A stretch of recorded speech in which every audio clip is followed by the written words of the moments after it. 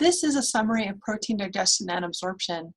So if you recall, when we consume protein, nothing is happening in the mouth. It's not until we swallow it through and it goes through the esophagus and the stomach that something happens to that protein.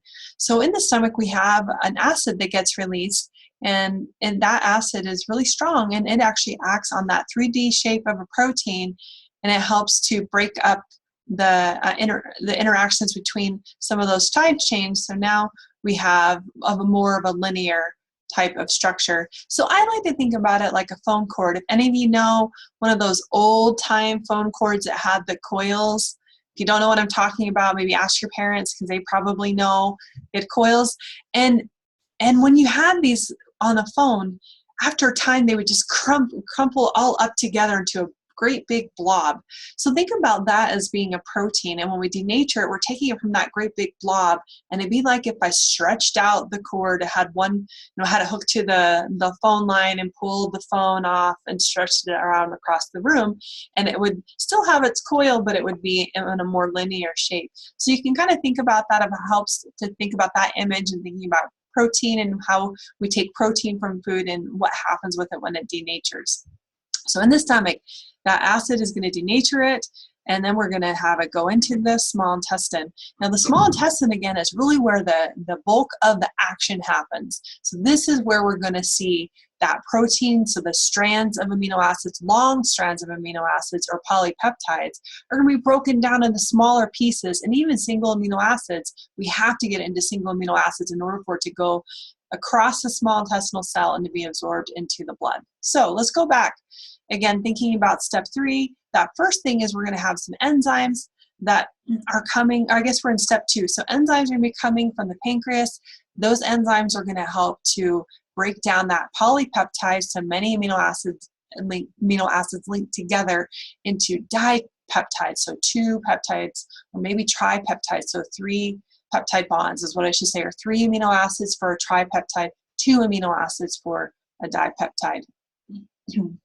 And so you could also have some single amino acids, but most of the time, like it says in step 3, taking a tripeptide into single amino acids really occurs inside the small intestinal cell. It will cleave that bond, that peptide bond between the amino acids, and they'll become single amino acids. Now these can be absorbed through the small intestine into the blood, and it goes to the liver, and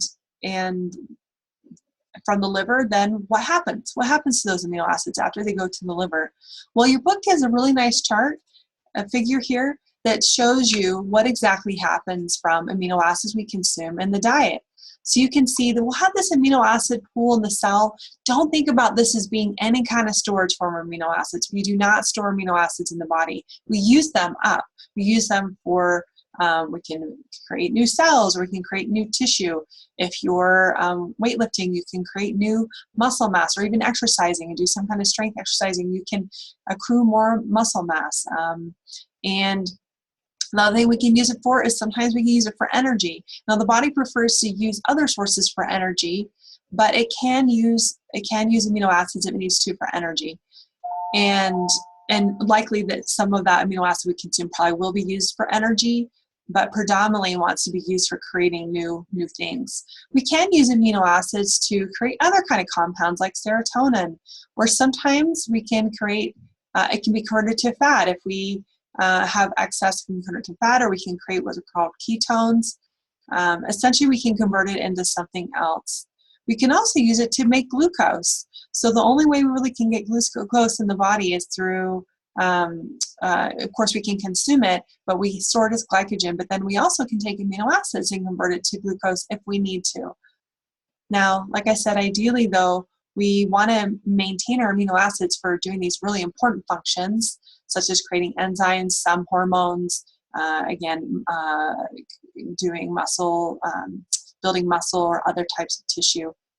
The thing that's important here too is that when we do use it for certain processes like energy production, or converting to fat or ketones, or creating glucose, we are going to take that amino group off of the amino acid, and that amino group, we need to get rid of it because it's not good for our body to have high levels of that in our blood.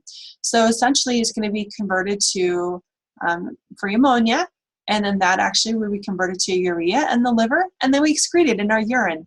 So this gives you really an overview of digestion, absorption, and utilization of